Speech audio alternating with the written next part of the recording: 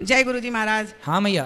मैं दिल्ली से आई हूँ गुरुजी। मैं भी आपका 3 बजे से 5 बजे तक बहुत देखती हूँ। इलाहाबाद में रहते वो तो आपका नाम ऐसे जपते हैं कि जैसे हमें ही भूल गए वो। बस वो यही कहते हैं हम जा रहे हैं आश्रम। यहीं आने के लिए अभी मैं भी ऊपर देख के आई। इतना तो घर में किसी की व्यवस्था नहीं है जितना ऊपर व्यवस्था है। सब माताएं से मैं मिल के अभी आई। अभी मैं आगे बैठी थी, फिर अच्छा लगा आपको माताओं से मिलके? बहुत अच्छा लगा, बहुत ही अच्छा लगा। मैं रिक्शे से जा रही थी, फिर मैं वापस आई। मैं देखी आपको, इतना मैं खुश हो गई कि मैं बहुत ही। मेरे हस्बैंड वहाँ जो मंदिर है इस्कॉन मंदिर पे, वहाँ गाड़ी खड़ी है। मैं रिक्शे से वहाँ में गुरु जी से मिल के ही जाऊंगी। जी जी जी, खुश रहिए। बिहारी जी खुश रखें आपको। राधे राधे गुरुजी। इनके बाद आगे भेज दीजिए माइक। हाँ मैया बोलो। राधे राधे। गुरुजी कल आपने भागवत में कहा था कि यशोदा मैया जो पहले थी वो राजा की थी, तो वो संतों की सेवा करती थी। धरा। हाँ, तो आपने कहा कि जब उनके घर संत आए तो उनके घर अन्न पानी नहीं था। ठीक है। तो वो फिर कहीं से लेने गई थी, तो वो मोहित हो गया दुकान वाला। तो उसने कहा कि आप पे हम मोहित हो गए। फिर वो कहती है आपको मैं क्या दूँ? तो उसने कहा आपको मुझे अपने स्तन दे दो। पर हमने तो भागवत में कोई पढ़ा जी में केवल इतना बस संकेत है कि यशोदा पिछले जन्म में ये थी। ये अन्य ग्रंथों में, अन्य पुराणों में माता यशोदा का पूर्व चरित्र मिलता है। स्वामी श्री करपात्री जी महाराज इस चरित्र को सुनाया करते थे। अच्छा।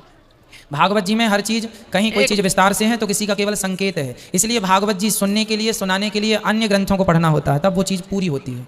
ठीक है मैया। ठीक है। एक क्वेश्चन है कि मेरा मन है कि यहाँ वृंदावन में मेरे को कोई स्थान मिल जाए रहने के लिए, चाहे अपने पैसों से लेकर। कोई बात नहीं, मिल जाएगा मैया जी। आप आशीर्वाद। बिल्कुल, भगवान आपको सुखी रखें। ये मैया को देना। मैया ले लो माइक। सब्सक्राइब कर लीजिएगा आप लोग और शेयर जरूर कीजिएगा। सब तक पहुंचाइए प्रश्नोत्तरी। जी मैया बताइए। गुरुजी राधे राधे। मैं जबलपुर से जो श्रीमती पुष्पा देवी भागवत कर रही हैं, मैं उनकी नंद जी कहलाती हूँ रिश्ते में। जी जी। उन्हीं के यहाँ से आई हूँ। मैं आपके टीवी चैनल पे मैं आपकी भागवत सुनती हूँ, तो मेरे मन में एक प्रश्न आ रहा है बार बार, और देखती भी हूँ। तो वो सुन के मेरे मन में एक प्रश्न आ रहा है बार बार कि वहाँ देखने के अनुसार यहाँ जो आई है, जब मैंने देखा कि आपके यहाँ वृद्ध माताओं की जो सेवा है, जो सुनने से कहीं ज़्यादा उचित लग रहा है, मुझे ज़्यादा अच्छा लग रहा है। अच्छा, जो सुना था उससे ज़्यादा है? हाँ, उससे कहीं ज़्यादा लग रहा है बेटा। तो मेरे मन में एक ये प्रश्न आ रहा है, पूछना तो नहीं चाहिए लेकिन फिर भी मैं पूछूंगी। हम सब आपकी माता हैं। आप कह रहे हैं 240 माता की आप सेवा कर रही हैं और बाकी जितनी हैं आपकी सभी माता हैं। जी जी। मेरे मन में एक प्रश्न ये आ रहा है, जो आपकी जननी माता हैं, उनके दर्शन अगर मेरे हो जाऊँ, जिस माता ने आपको जन्म। ठीक है, दर्शन करा देंगे। ठीक है। वो वृंदावन में हो तो मुझे कल तक दर्शन करा दीजिए, मैं कल शाम को चली जाऊँगी। ठीक है मैया जी। मैं धन्य हो जाऊंगी ऐसी माता के दर्शन कर। खुश रहिए। ठीक है। राधे राधे गुरुजी। राधे राधे। मेरे पति देव बैठे हैं, आप खड़े हो जाओ। अच्छा जी। और मेरा बेटा है प्रशांत, खड़े हो, इनको आशीर्वाद देंगे। खुश रहिए। बिहारी जी सुखी रखें। और मेरी बहू प्रेग्नेंट है, उनको भी आशीर्वाद। बिल्कुल, बिहारी जी सुखी रखें, सब कुशल हो सब। राधे राधे गुरुजी। हाँ जी, राजस्थान से आए हैं। बताइए। मम्मी पापा को, सबको, हस्बैंड को, सबको कथा सुनने के लिए इधर आके हमारा 2 बैग चोरी होगा, कीमती चीज। अभी आए 2 बजे। हम तो कथा में रोज कहते हैं अपना बैग संभाले, यहाँ चोरी नगरी। हम अभी फर्स्ट बार आए नहीं, उसके लिए पता नहीं था। फिर हमारा हस्बैंड नहीं कुछ भी मेरे ऊपर अंजाम लगा देते, बोलता है तेरी वजह से कुछ हो गया, तेरी वजह से चोरी हो गया। तो क्या क्या था उसमें? बताओ क्या क्या था।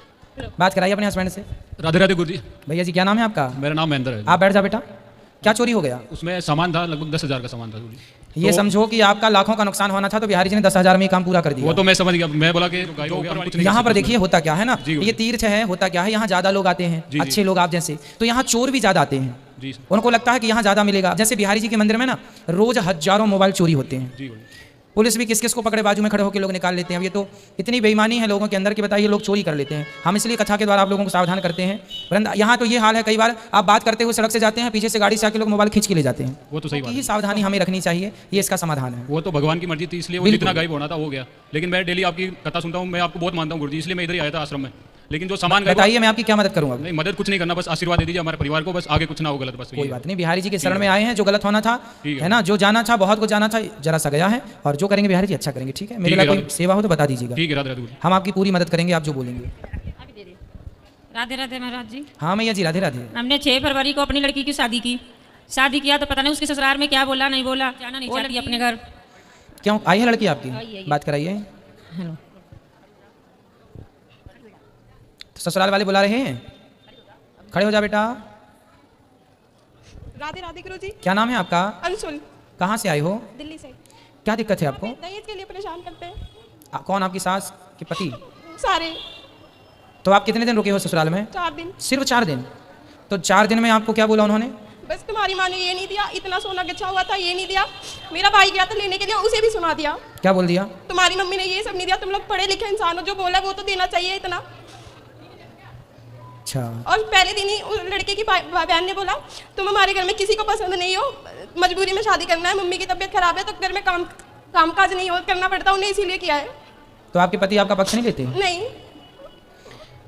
तो देखिए, अभी तो आपको 4 दिन हो रहा है इसके, हम तो ये कहेंगे कुछ दिन और जाइए, ससुराल में रहिए। क्या उन लोगों की मानसिकता है 4 दिन में स्पष्ट नहीं होता, फिर भी आप थोड़ा सा समय ससुराल में गुजारिए, अपने पति को समझिए। यदि आप तो फिर सबको उन्होंने भी कहा कि तुम्हारे घर वाले एक बात पे टिकते ही नहीं, इतना बोला है सामान देने के लिए, फिर ये नहीं दिया वो दिया नहीं। तो आपने बोला क्यों था? जब बोला था तो क्यों नहीं दिया, और नहीं देना था तो बोलना नहीं था? दहेज पहले मांग रहे थे तो आप पहले तो गलती है कि शादी नहीं करना चाहिए वहाँ जहाँ दहेज पहले से डिमांड हो, और दूसरा कि जितना बोला उतना दिया नहीं। पहला मेरा तो कहना यह है कि विवाह वहाँ नहीं करना चाहिए। सर मैं अपने औकात से ज्यादा दे दिया उसको, अब मैंने जो गसा नहीं वो जानबूझ के देख के उनने मांगा था आपसे पहले? नहीं, जो मांगा मैंने सारा पूरा किया, एक भी नहीं छोड़ा। तो जब सुनिए, जब डिमांड जहाँ से पहले से हो तो पहले हमें ये गणित लगा लेनी चाहिए ना कि जो पहले से मांगने वाले लोग हैं ये कैसे होंगे। भाई चावल का एक ही दाना ना दबा के देखा जाता है, व्यक्ति की एक ही बात से समझ में आ जाता है कि व्यक्ति किस स्तर के लोग हैं। नहीं, जैसे लेते भी तो है हमारे में दहेज तो लेता ही है, पर ये है जैसे हमने बेटा मम्मी तो कह रही है कि सारा दिया जितना बोला था।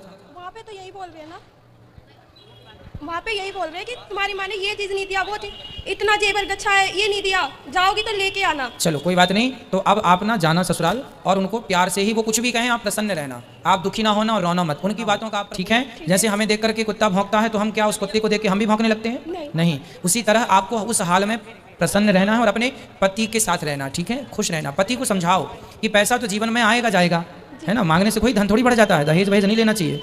कथा सुनवाना अपने पति को और अपनी सास को, ठीक कर देंगे ना हमारे, ठीक है।